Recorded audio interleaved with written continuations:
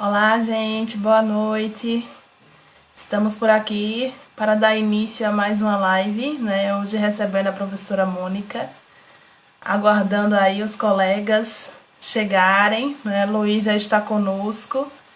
Hoje a nossa conversa é sobre formação de professores, mas também sobre meio ambiente, sustentabilidade, né? Então, eis o nosso grande desafio para estarmos juntos nesse momento aprendendo, né? Boa noite, Luiz, muito bem-vindo. Jaque também está conosco, bem-vinda, querida, né? Vão chamando aí os demais colegas. Já estamos aqui a postos, aguardando, né, a nossa convidada de hoje, professora Mônica Folena, né? Assim que ela estiver online, eu vou enviar o convite. Desde já agradeço, né, a presença de todos e todas aqui. É sempre uma alegria juntar tanta gente legal, né, que quer sempre aprender coisas novas e está disposto a utilizar esse nosso momento tão excepcional, né, tão diferente que nós estamos enfrentando aí em nossa vida em prol da nossa aprendizagem, né? Então é sempre muito bom estarmos aqui juntos com esse propósito, né? Eu acredito que fazer educação é isso, é coletividade, né? Disposição também para se doar, para aprender, né? Para estar aproveitando aí as novas situações, né, a nosso favor. A nossa conversa de hoje, ela surgiu, né? A vontade, ela surgiu a partir das reflexões que nós temos feito, né, sobre o nosso comportamento e a nossa relação com o ambiente. Mais ainda quando nós estamos em sala de aula e somos convidados a desenvolver estratégias, né, atividades que focam e que têm como objetivo essa discussão. Então, quem é professor de ciências, quem é professor de biologia, está sempre em contato com essas demandas, né, e a relevância dessa discussão. Mas não é só responsabilidade nossa, né, enquanto professores de biologia. É uma temática transversal que deve contemplar todas as áreas do conhecimento. E aí por isso que a gente traz esse debate hoje, né, para refletir um pouquinho sobre como o corpo docente, como os estudantes, como os professores, como quem faz educação, como quem discute educação, pesquisa educação, né, pode refletir sobre isso e a partir de então ter novas atitudes. Deixa eu dar uma olhadinha para ver se a professora Mônica já está por aqui.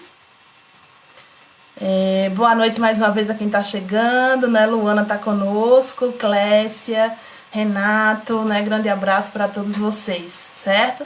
Estamos aguardando a professora Mônica se conectar para fazermos aí, darmos início à nossa conversa de hoje. Estou vendo muita gente querida, Ivani, né? Acabou de chegar também, a queridíssima, lá da Rural, né? Então é um prazer, gente, estar com vocês hoje, né, nessa conversa, nesse diálogo tão positivo, né, sobre uma temática tão relevante. O ambiente está aí gritando e exigindo de nós novas posturas, né? Então, que caminhos nós podemos trilhar para encontrar essas possibilidades, né, essas inovações e práticas sustentáveis, certo? Boa noite, querida, boa noite. Quem está chegando aí, muito obrigada, né? Vão enviando aí o link para os colegas, né? Quem vocês tiverem contato e tiverem ciência de que a pessoa gostaria de participar, né, dessa discussão. Lembrando, né, que nós teremos um espaço para perguntas, certo? Um espaço para vocês colocarem também as impressões de vocês, né, as percepções, as críticas em relação às dificuldades que enfrentam enquanto professores, professoras, estudantes, né? E aí a gente vai começar ouvindo a professora Mônica e, posteriormente a isso, a gente vai abrir para vocês colocarem as inquietações, né? Quem está acompanhando agora, aparece uma interrogaçãozinha lá embaixo na tela, né? E aí você pode clicar aí ou simplesmente comentar aqui mesmo na conversa, né, ao vivo, para que a gente veja os questionamentos de vocês, né? Ana Lu, boa noite, querida, direto de escada, né? Muito bem, é um prazer receber você, receber a todos, né? Nesse momento eu estou em Sertânia, então estou bem distante, estou no sertão aqui, né? Com minha mãe, com meu pai, aproveitando essa pandemia para cuidar um pouquinho deles, né? E estar mais próximo, né? Então estou um pouquinho distante de escada agora, mas estamos conectadas, né? Aqui virtualmente, né? Tô vendo gente de Vitória, gente de Recife, né? Que bom, que bom. Tô vendo colegas, né? João Kleber chegou agora também, Claudinelli, bem-vindos, né? Estão, Andresa também chegou, excelente. São lá do programa de pós-graduação, né? Do PPGEC, queridíssimos, o programa que eu também estou vinculada, né? Como doutoranda, então é um prazer, né? Ter os colegas pesquisadores aqui junto conosco nesse movimento, nessa discussão, né? Deixa eu ver se a professora Mônica chegou. Acredito que ainda não, que eu não vi chegando a notificação, mas vamos aguardar. Deixa eu dar uma olhadinha aqui para ver se ela enviou alguma mensagem no WhatsApp.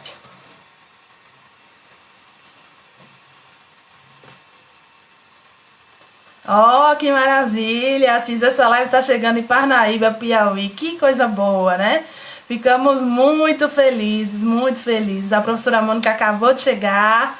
Nós já iremos convidá-la, né, para iniciar essa conversa tão esperada por todos.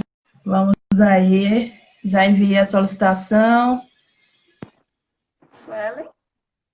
Oi, professora Mônica. Boa noite, querida. Tudo bem? Boa noite, estava preocupada, não estava te ouvindo. E foi eu aguardando aqui. Eu disse, não, ela vai chegar. Tá ouvindo direitinho agora? Então, assim, Ótimo. Se desejar manter a câmera assim, fica a seu critério. Mas se quiser virar no outro sentido também, fica legal, tá? Mas fique à vontade para deixar assim. Ou fazer o giro aí, tá? Eu agradeço mais uma vez a sua participação aqui, sua presença, né? Maravilhosa, meu Deus, é um prazer para a gente, né? Te receber, te ouvir.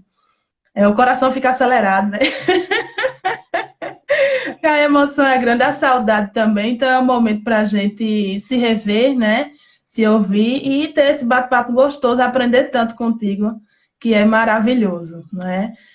Eu vou fazer uma apresentaçãozinha aqui, como eu coloquei na nossa arte de divulgação, né? Mas a professora Mônica, ela transcende, né? Isso aí foi um resumo do resumo do resumo, porque a história de vida, né?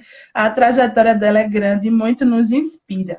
Então, a professora Mônica Folena, né, ela é professora da Universidade Federal Rural de Pernambuco. Ela atua como diretora do Departamento de Educação da UFRPE.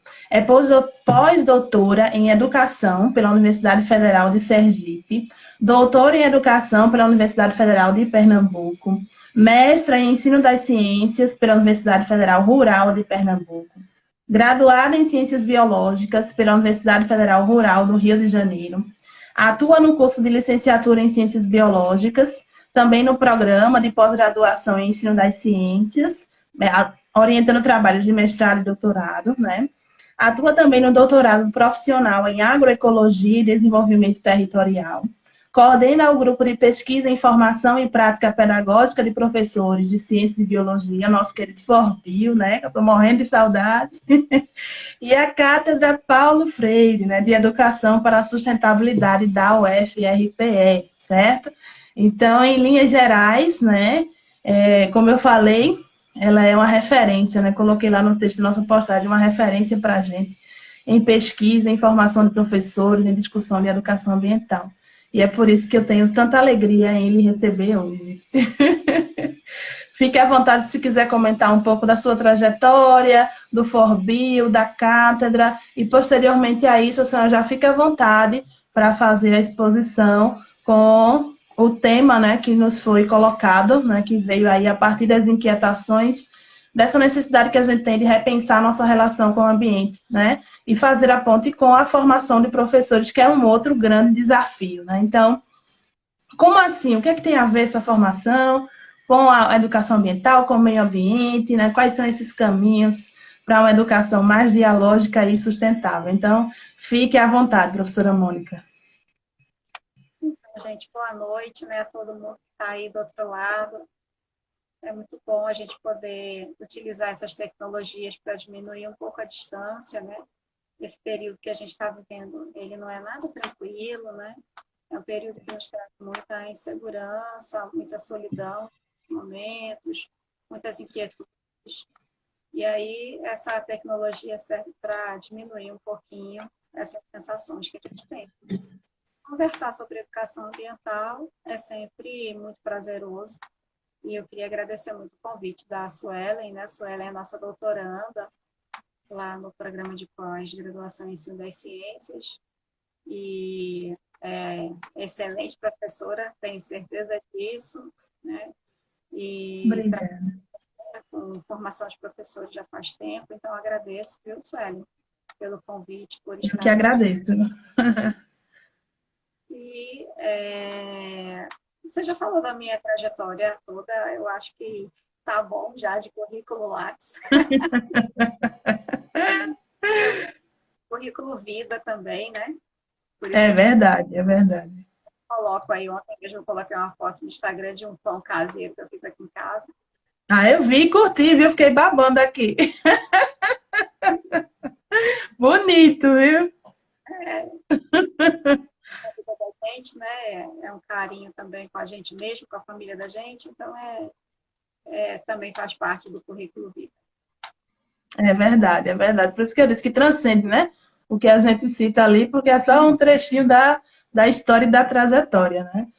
Mais uma vez, eu saúdo a todos, né, que estão aqui presentes e agradeço mais uma vez, né, já que está dizendo aqui currículo, é verdade.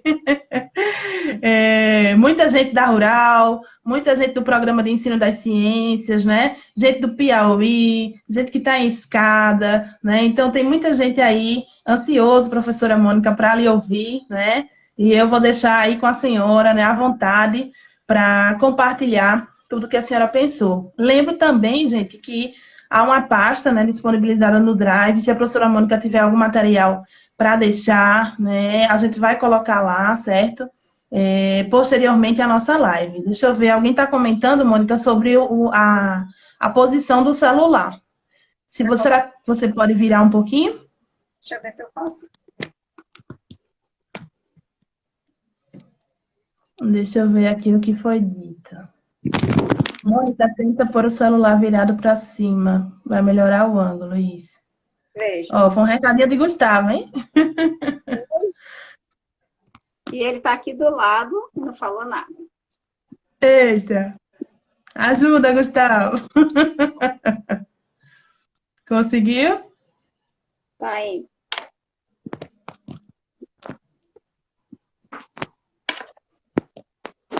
Veja. Pronto, agora, ótimo. Melhorou? Ótimo, ótimo. Melhorou bastante.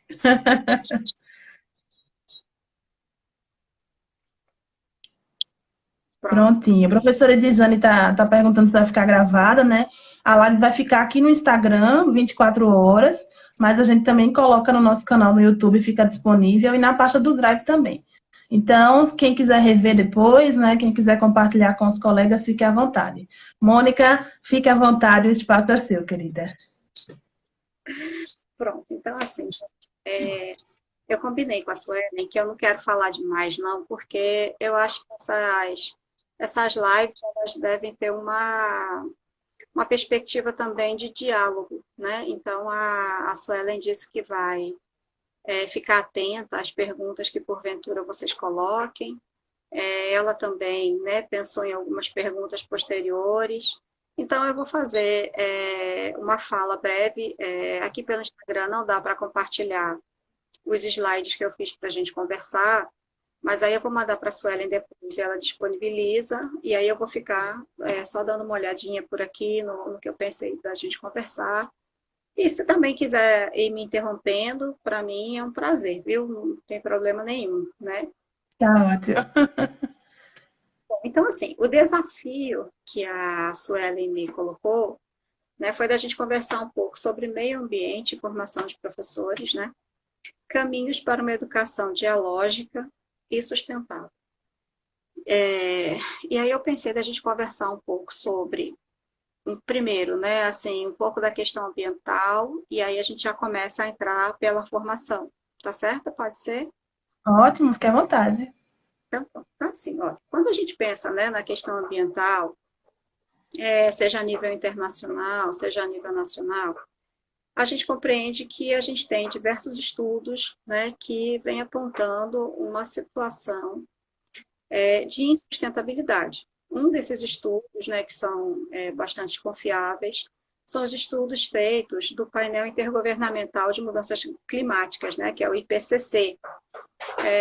Na verdade, é uma sigla em inglês, né, que é Intergovernmental Panel on Climate Changes.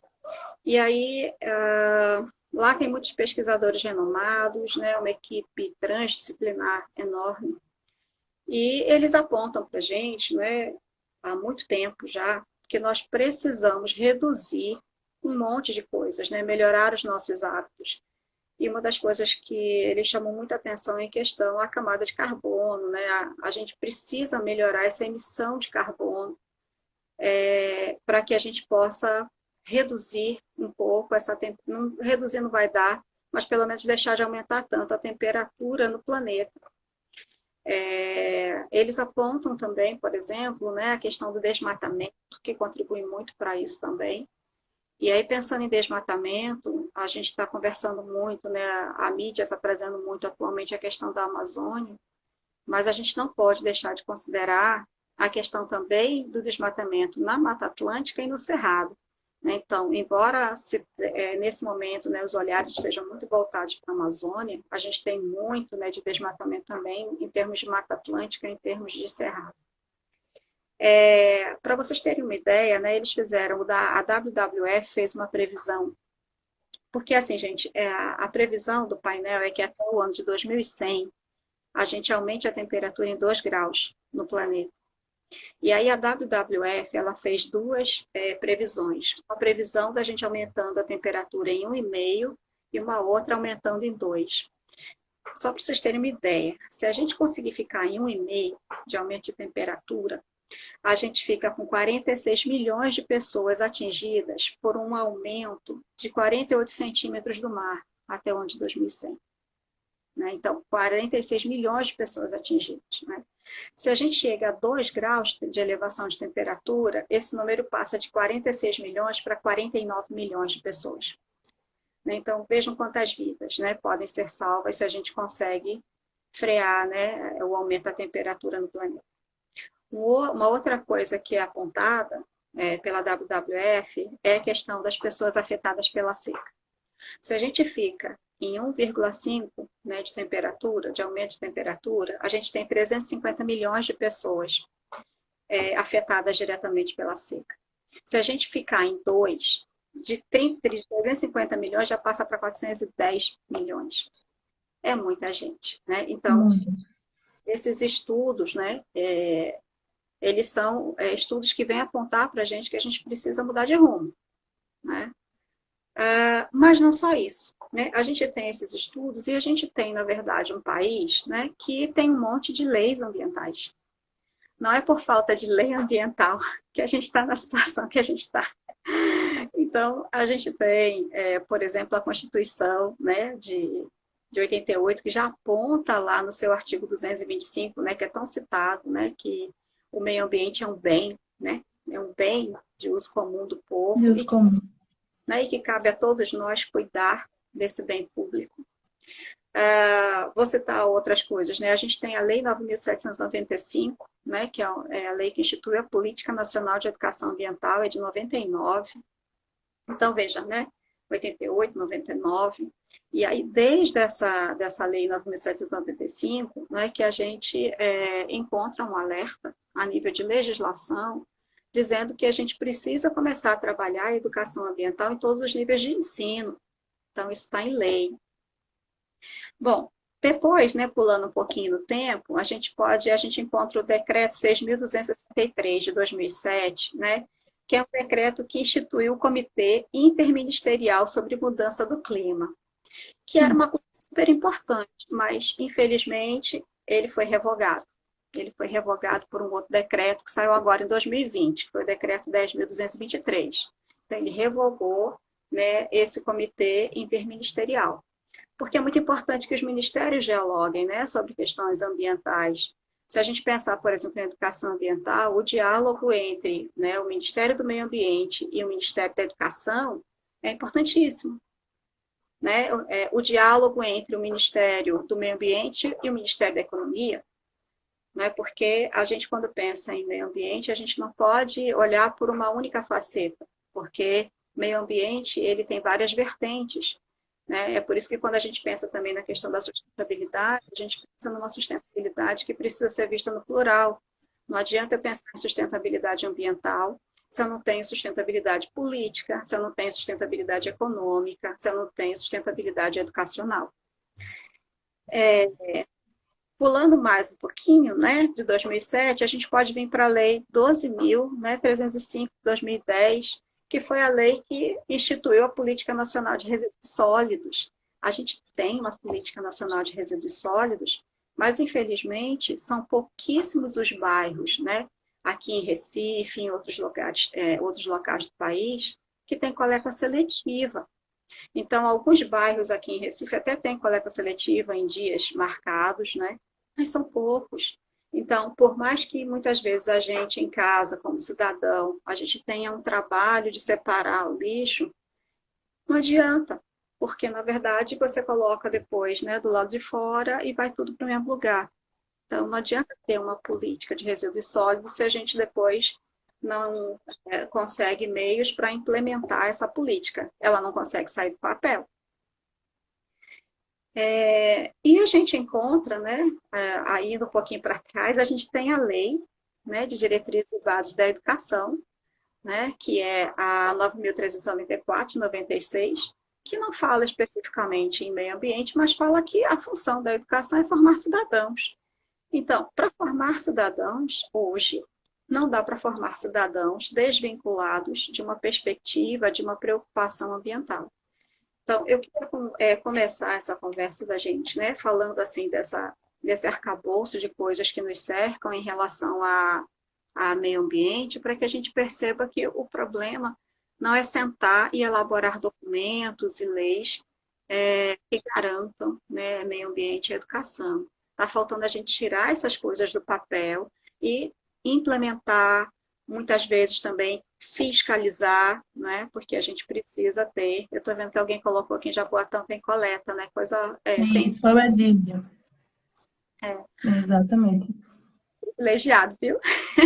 É, porque muitos, a gente viveu, né, Mônica, abrindo um parênteses para falar um pouco disso, a gente viveu a implementação do plano, né, e a retirada dos lixões para poder estabelecer, né, aterros controlados, mas pouquíssimos municípios conseguiram fazer, né, essa transformação aí, colocar em prática. Então, realmente, é um privilégio, né, para alguns viver em um município que tenha um atendimento assim, né?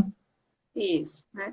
A gente está vivendo uma época de pandemia, que não deixa de ser também uma questão ambiental, e aí você pensa em resíduo sólido hospitalar, né? É uma coisa danada que a gente tem. Exatamente. Isso tem a ver com política nacional de resíduos sólidos. Tá? Bom, e aí a gente conversou um pouco sobre o ambiente, alguma legislação que está por trás disso, isso pensando só a nível nacional de legislação, nem fui para as internacionais, senão a gente vai ficar aqui um tempão. Um pouco para a sustentabilidade, né? Eu enfatizo, né, que a sustentabilidade precisa ser vista no plural, né? Não dá para pensar só em sustentabilidade ambiental, não vai acontecer, né? Não vai acontecer se eu negligencio o econômico, político, educacional, tá? Quando a gente pensa na sustentabilidade, né, e a gente olha para Paulo Freire, por exemplo, né, a gente pode beber em Paulo Freire e dizer que a sustentabilidade é uma racionalidade impregnada de emoção. Olha que coisa linda, né? Uma racionalidade impregnada de emoção. Quer dizer, né, se eu penso em sustentabilidade é porque eu estou sendo racional. Né? E a gente pode beber em Urana e Mota, né? Eles trabalham muito com a questão da cidadania planetária. Essa semana até teve uma live com o Mohan, ele falando um pouco sobre essa vida pós-pandemia, né? E uma das coisas que o Mohan mais pedido, né, nas lives, nos momentos que ele está podendo trazer sua perspectiva, né, pós-pandemia, é dizer que a gente nunca mais vai poder ser o mesmo depois dessa pandemia, porque a gente precisa parar de pensar no próprio umbigo, né? A gente precisa pensar localmente, agir localmente, mas o que a gente pensa tem um impacto que é mundial, né? Vocês vejam que esse vírus veio lá do outro lado, né, e está aqui no Brasil no momento matando um monte de gente. Então, não adianta eu cuidar do meu quintal, eu preciso cuidar do quintal do vizinho. A gente precisa ajudar o vizinho a cuidar do quintal dele, senão... Bom, então, o Mohan, né, Ciurana e Mota, eles dizem que a sustentabilidade é a lógica do vivente. Então, se eu quero viver, eu preciso pensar em sustentabilidade. Bom, quando a gente pensa, né, em meio ambiente, em sustentabilidade, a gente vem para a questão ambiental, né? E nós temos muitas definições de educação ambiental. Né? Tem um documento que saiu do Ministério do Meio Ambiente, né, há muito tempo atrás, quando a Marina Silva ainda era ministra, e logo no prefácio, que foi do Filipomir Lairargues, que é um grande ativista também, né, ambiental, trabalhou no Ministério nessa época, agora ele é professor da UNB, se eu não me engano, e ele traz algo interessante, né? Ele diz que a educação ambiental nada mais é assim, né? Nada mais é não, né? A educação como substantivo e o ambiental como um adjetivo, né? Porque na verdade a gente vai adjetivando coisas, né? Para dar conta do que na verdade tudo é educação. Mas aí a gente tem essa necessidade muitas vezes de adjetivar por ver que aquilo está negligenciado. Né? Então, a gente tem educação ambiental, educação sexual, e assim vai. Né? A gente vê que aquilo está negligenciado e acaba colocando para ver se vem de alguma forma, né? Se garante um espaço curricular, um espaço político, né? E todo mundo que trabalha em escola, todo mundo que trabalha em universidade sabe muito bem que esse espaço de currículo é um espaço de poder. Né? Então, toda vez que se está discutindo currículo escolar, currículo na universidade, se está discutindo poder. Né? Currículo é poder, Michael Apple já diz isso há muito tempo. Né? Bom, então, quando a gente começa a pensar nessa questão ambiental, né, a gente verifica, desde esse estudo do Ministério do Meio Ambiente, que a gente não tem como dizer mais que no Brasil nós temos temos um tipo de educação ambiental, né? Eu gosto muito de dizer que a educação ambiental é uma prática educativa, né? E aí nessa obra do Ministério do Meio Ambiente que se chama Identidades, né, da Educação Ambiental no Brasil, lá consta que a gente não tem uma única educação ambiental no Brasil desde aquela época, né? Os estudos já mostraram que a gente não tem professores desenvolvendo só uma forma de trabalhar com a questão ambiental, existem várias formas. E nessa obra eles elencaram algumas identidades, né, fazendo um estudo do que estava acontecendo no país. Eles verificaram que, né, a educação ambiental, a gente já tem como falar em uma educação ambiental crítica, emancipatória ou transformadora, né? E aí nessa vertente a gente encontra pessoas, né, professores que trabalham desta forma, trazendo uma educação ambiental crítica, emancipatória e transformadora, e a gente encontra teóricos, obviamente, que norteiam, né, o que é essa educação ambiental crítica. Aí nós temos muitos, né, o Filipomir Lairargues, o Carlos Frederico Loureiro, a Isabel Cristina de Moura Carvalho, né, Mauro Guimarães, trazendo aqui do Nordeste, a gente tem a Maria Inês de Oliveira, né, que eu tenho a honra de ter feito meu pós-doutorado com ela. Então, é uma vertente da educação ambiental, né, que traz uma perspectiva crítica de educação. Então, muitas vezes a gente acompanha alguns trabalhos, né, de educação ambiental em escola, em universidade, e a gente verifica muitas vezes que essas ações elas são pontuais, elas são descontextualizadas, muitas vezes elas se restringem a algum projeto, muitas vezes até solicitada pela própria Secretaria Municipal ou Estadual de Educação, e aí as pessoas se dedicam um tempinho a trabalhar aquilo, daqui a pouco já esqueceram de novo, né? Assim, se esquece a temática vem o Dia do Meio Ambiente e se faz alguma atividade escolar ou na universidade em relação ao tema meio ambiente, e nos outros dias parece que não tem mais meio ambiente, né? É verdade. Uma outra identidade que a gente encontra é a ecopedagogia, né?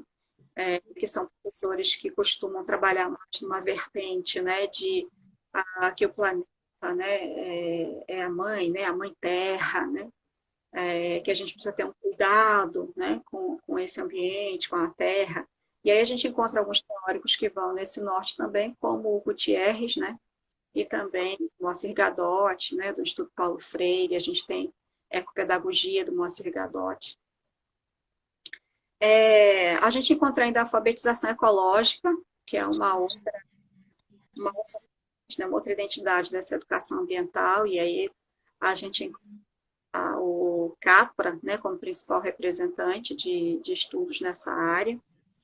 E em 2012, quando eu terminei a tese, né, eu trouxe ainda uma outra identidade que surgiu, né, que foi a educação ambiental crítica humanizadora, né, e aí eu em duas categorias do pensamento de Paulo Freire, né, grande educador pernambucano, patrono da nossa educação brasileira, e aí nós cunhamos, né, essa identidade da educação ambiental.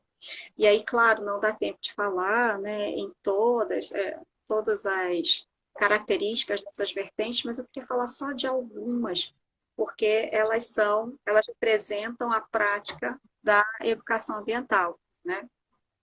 Bom, então, a educação ambiental, chamada de crítica, emancipatória, transformadora, né, ela vai contrariar uma visão de mundo que fragmenta a realidade.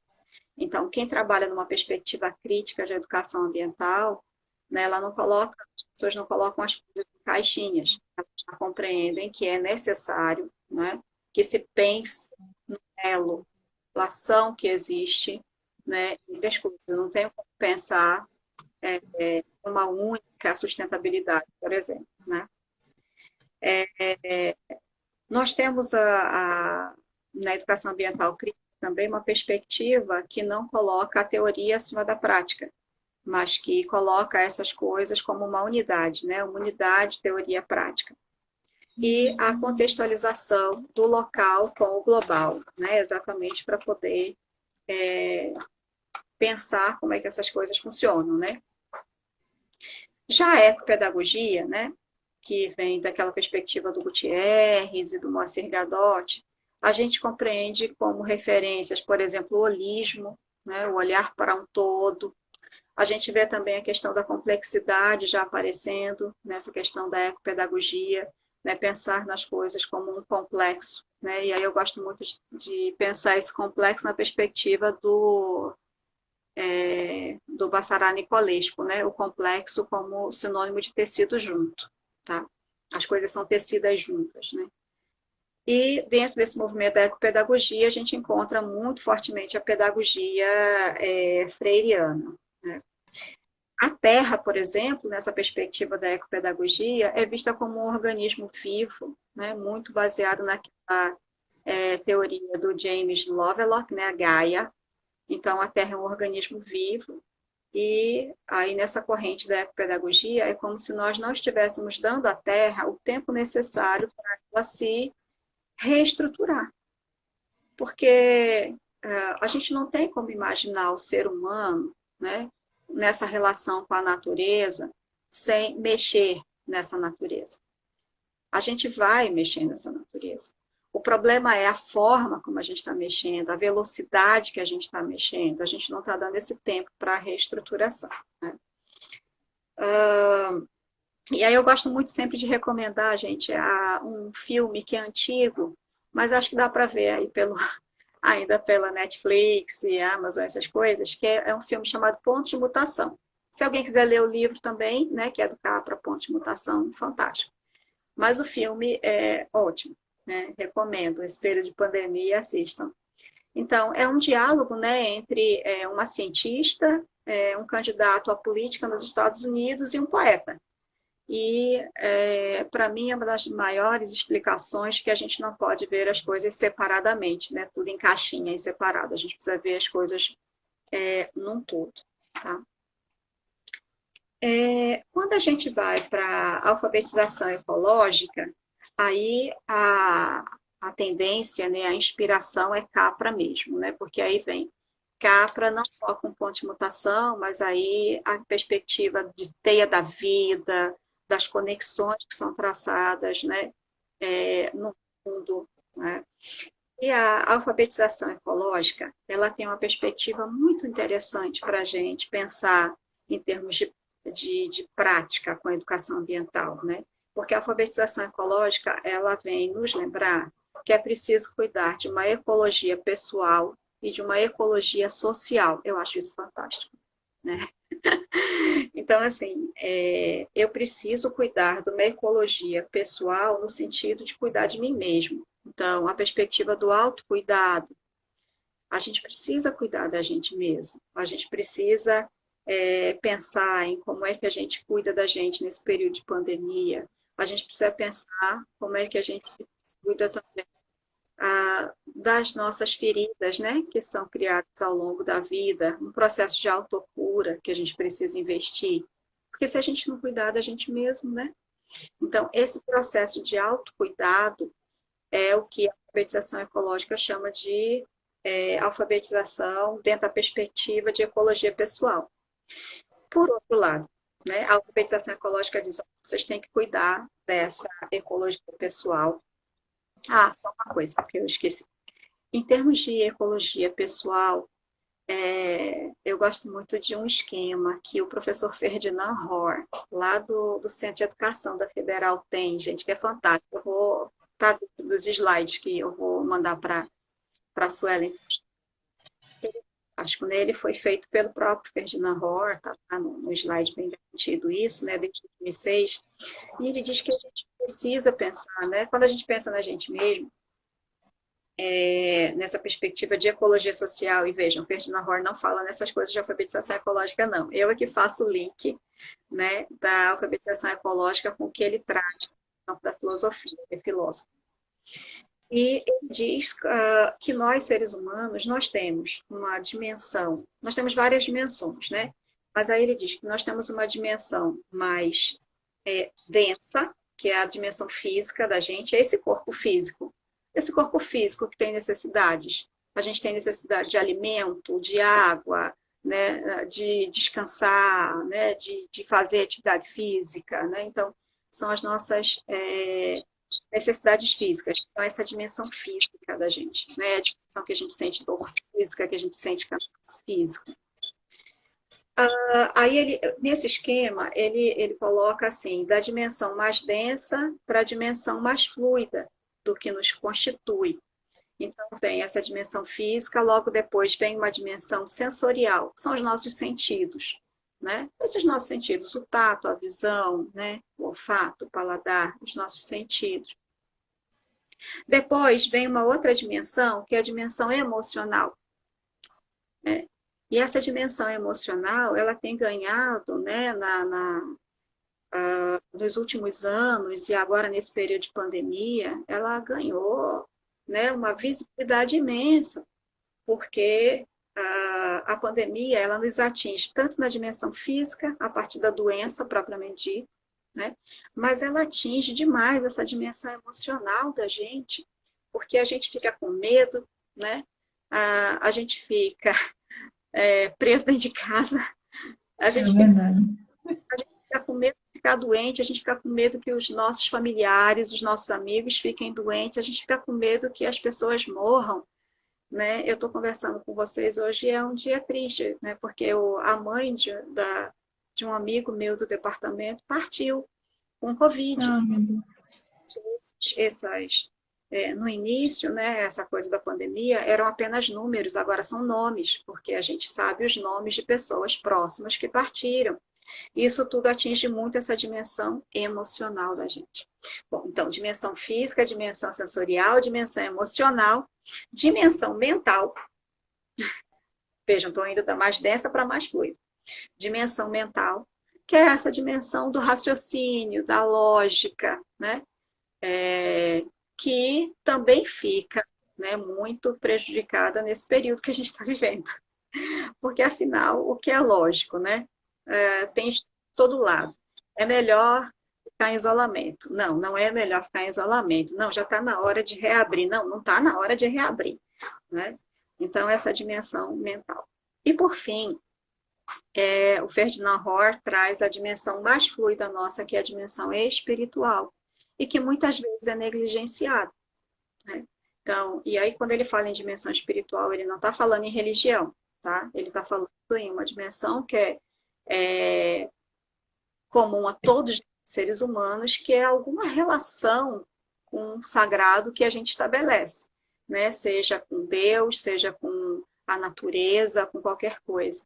E tudo isso faz com que a gente seja humano.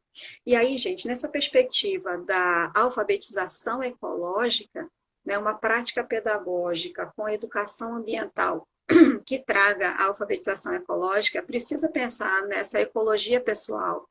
E trabalhar na perspectiva dessa ecologia pessoal é reconhecer que nós somos ambiente também. O ambiente não é a árvore só, o pássaro, os rios, os mares, não, o ambiente, cada um de nós é ambiente, né? E cuidar de nós é cuidar também do ambiente. A gente precisa estar bem para poder cuidar das outras coisas, tá? E aí um professor, por exemplo, que trabalha, né, com a educação ambiental nessa perspectiva da alfabetização ecológica, ele fica atento a todas essas dimensões do ser humano. E quando eu falo professor que trabalha com isso, eu estou falando do professor que pode estar na escola, o professor que pode estar na universidade, o professor que pode estar em qualquer lugar.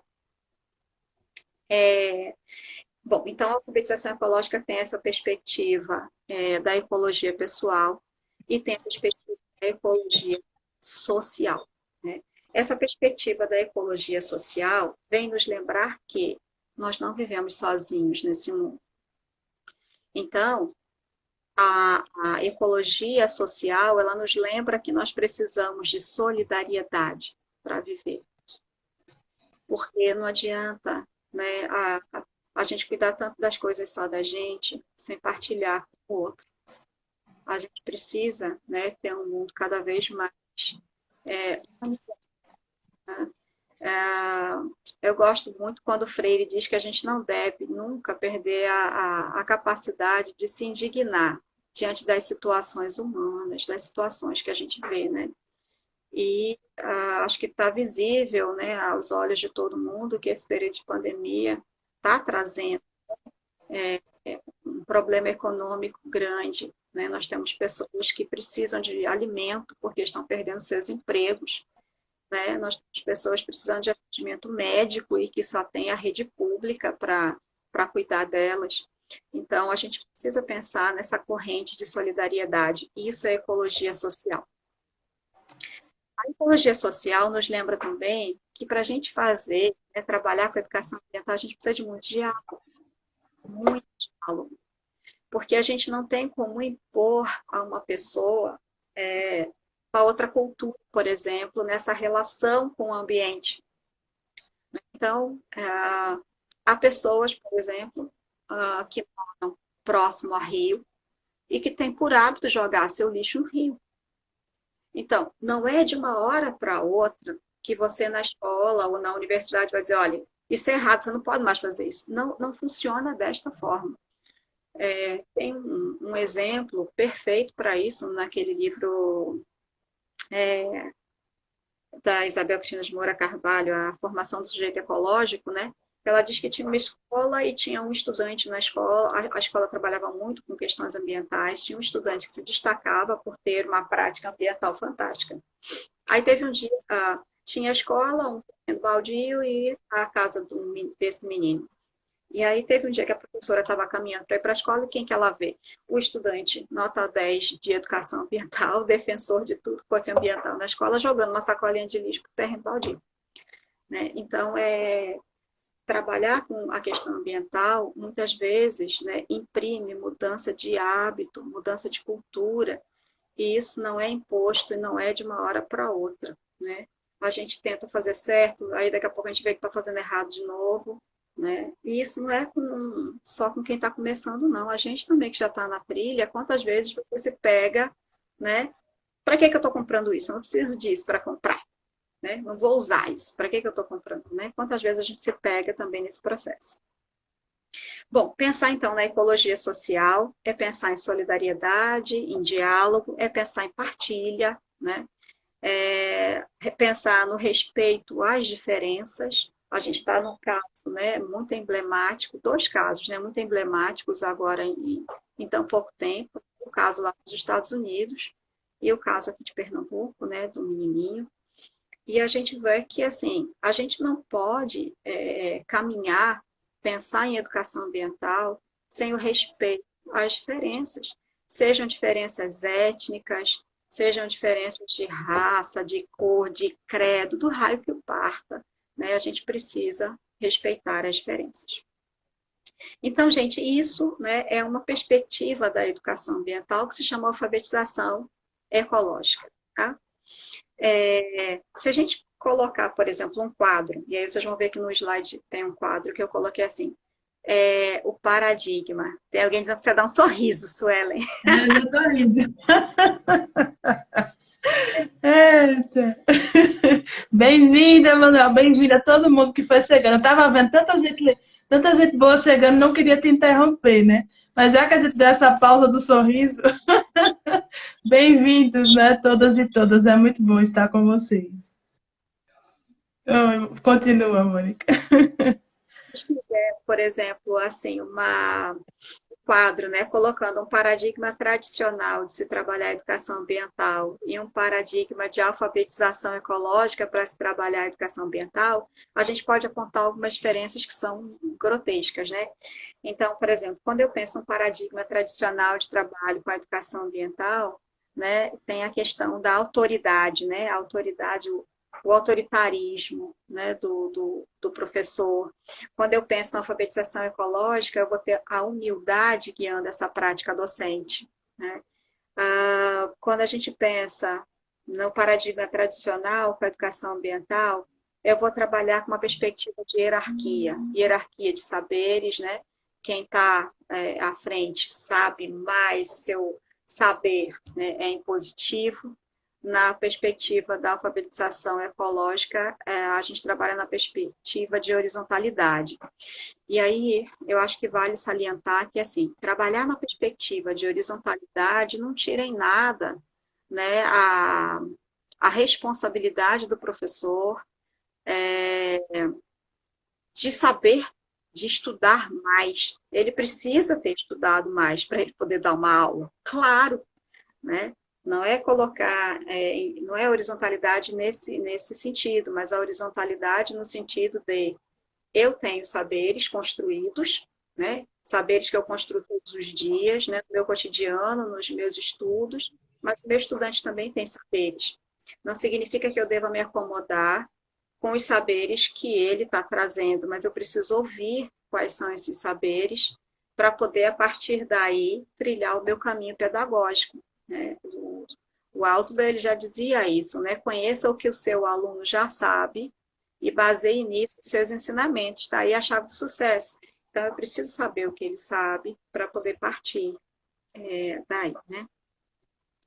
E uma perspectiva também, né, é que, enquanto o paradigma tradicional trabalha numa perspectiva de fragmentação de saberes, a alfabetização ecológica trabalha numa perspectiva interdisciplinar, né, de construção de saberes, né, porque a gente já vai para o OLUS. Bom, e a educação ambiental que eu falei que é crítica humanizadora, né? A crítica humanizadora, gente, foi uma grata surpresa, né, encontrar isso na universidade com professores que trabalham com formação de professores, né, por isso que eu estou trazendo aqui para vocês, então. Isso existe, né, e eu encontrei professores que trabalham nessa perspectiva com estudantes de licenciatura em ciências biológicas, tá?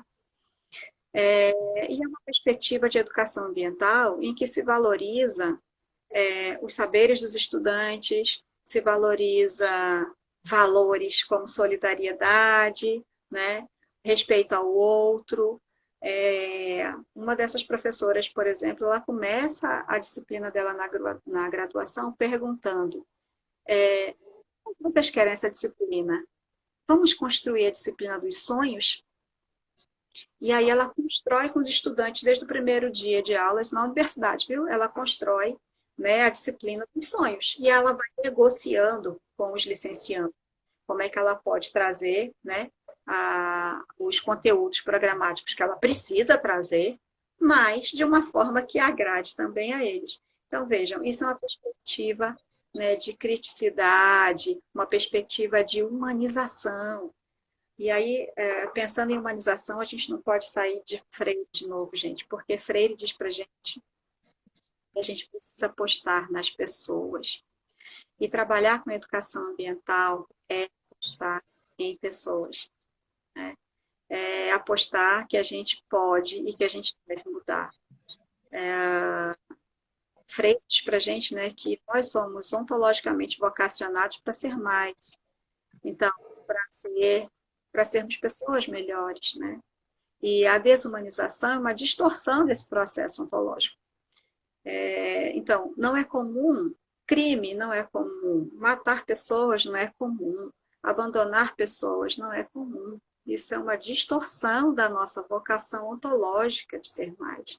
Então, a gente não pode banalizar essas coisas, né? A gente não pode banalizar que a gente tem lugares que não tem água e sabão para as pessoas terem uma higiene mínima nesse período de pandemia. Né? Então, isso é trabalhar com a educação ambiental também. Né? Então, a educação ambiental, nessa perspectiva ampla, nessa perspectiva de reconhecer a gente, ser humano, como ambiente, é uma perspectiva de garantir, né, direitos mínimos a todo mundo. Direito a ter água, gente. A gente precisa ter água. Bom, mas assim, a gente conversou de meio ambiente, um pouquinho de sustentabilidade, a gente veio para as identidades. Eu já falei quanto tempo, hein, Suelen? Socorro. Eu me perdi aqui. Eu me envolvi, eu não marquei o tempo. Mas nós já estamos aqui no computador, faltam 7 para as 9. Então é quase uma hora. Mas ele está adiantado 5 minutinhos, está adiantado mais, né? Porque aqui no celular são 20h47. Então, mas fique à vontade, tá? Não tem cronômetro, não. Eu vou correr para que a gente possa ter a oportunidade de interagir, né, com as pessoas, com as suas perguntas Sim, e tal. sim. Trazendo isso para a questão da formação de professores, né? Então, eu vim falando, na verdade, dessas identidades para que a gente possa perceber que essas identidades elas podem estar na prática, né, de professores que atuam como formadores de outros professores, como essas identidades também podem estar presentes na prática pedagógica de professores que estão na escola. Né? O que não pode é não estar em canto nenhum. É verdade. E aí, trazendo isso agora para a formação, né, entrando bastante em formação, o Cristóvão Buarque, né, ele uma vez esteve aqui em Recife, né, e ele conversou com algumas pessoas sobre o que seria uma universidade sustentável. Né? E aí ele fala para a gente, o que é uma universidade sustentável? Uma universidade sustentável é uma universidade que se ocupa dos problemas locais. Então, é uma universidade que interage, né, com a população circunvizinha, por exemplo, né? Ou seja, é uma universidade que investe em programas de extensão. Né? Então, ela se ocupa de problemas, né, de problemas locais. Ela se harmoniza com a natureza. Né? Então, ela busca a harmonização com os recursos naturais. Ela procura criar um ambiente saudável para as pessoas que estão ali dentro, né? Seja professores, sejam técnicos administrativos, sejam seus estudantes em todos os níveis, né? De graduação e de pós-graduação. Além disso, né? Ele diz que essa universidade sustentável, ela precisa trazer uma ética capaz de recuperar os sonhos éticos. Veja que coisa linda, né? Uma universidade que consiga redescobrir o valor da espiritualidade, porque a espiritualidade não precisa caminhar dissociada de ciência, né? Também uma universidade que se preocupa com os outros. E aí, se ele diz que isso é uma universidade sustentável, a gente precisa ter isso na formação de professores, né? A gente precisa ter essa recuperação dos sonhos éticos, o cuidado, né? Muitas vezes aí você pode se perguntar, bom, e aí por onde que a gente pode começar, então, a trabalhar isso na formação de professores? Tem muitos caminhos, né? A gente pode levar isso para dentro do projeto político-pedagógico, né? E trazer, por exemplo, o ambiente na transversalidade, ou a gente pode criar mesmo um componente curricular, né? Que tenha esse nome de educação ambiental ou outro, né? Mas que traga a questão ambiental. E a gente pode trabalhar de outros jeitos também, né? Lá na universidade, a gente criou, em 2018, a Cátedra Paulo Freire, né? E essa cátedra, ela tem um sobrenomezinho, né? Que se chama, um subtítulozinho, que é Educação para a Sustentabilidade. E esse é o caminho que a gente está encontrando para trabalhar a sustentabilidade em todas as suas vertentes, né? Todas as suas, não só a sustentabilidade ambiental que a gente trabalha na cátedra, tá? Então, lá a gente está com uma disciplina, né, na graduação, e já vai começar a funcionar na licenciatura em Ciências Biológicas, já foi aprovada para lá, né? Para a licenciatura em Matemática, para a licenciatura em História, para a licenciatura em Pedagogia, né? Vai ser uma disciplina eletiva e que vai ficar com a gente lá na Cátedra Paulo Freire, que se chama Pedagogia de Paulo Freire. A gente também trabalha em termos extensionistas, né? E a gente tem trabalhado fortemente com um grupo de leitura, né? E a gente trabalha também na perspectiva da pesquisa. A gente tem uma pesquisa, a gente está para publicar dados agora, porque a gente já coletou todos, sobre a sustentabilidade nos espaços freirianos, né? Então, a gente coletou dados em São Paulo, a gente coletou dados no Rio Grande do Sul, né? Onde tem cátedra e instituto, a gente esteve, né? Nós somos 8 cátedras no Brasil, tá? 8 cátedras no Brasil. Só aqui em Pernambuco a gente tem 2, né? Uma na Federal, que é mais antiga, e a nossa, que é a mais jovenzinha, rural. Bom, aí vejam, falando em formação de professores, eu gosto muito do Miguel Arroio. Porque o Miguel Arroio, ele diz que a gente não tem como ficar falando em formação de professores, principalmente na continuada de professores, desvinculando essa formação das condições de trabalho docente, né? Porque senão a gente fica fazendo um monte de especulação de como deveria ser um processo formativo, não levando em consideração as reais condições que o professor tem em sala de aula. Quais são as condições que esse professor atua, né? Pernambuco devia ter um museu para Paulo Freire, é ótimo. Então, assim, a gente precisa conhecer essas condições de trabalho docente para a gente propor um processo formativo, né, principalmente em nível de formação continuada. Muitas vezes eu vejo programas formativos tentando ser implementados sem um diálogo com os professores que vão participar desse processo formativo. E aí a gente não sabe quais são as demandas daquele público-alvo. Né? Às vezes chamam a gente para fazer processo formativo, e aí quando a gente chega, né, com alguma coisa, aí já está caminhando. Né?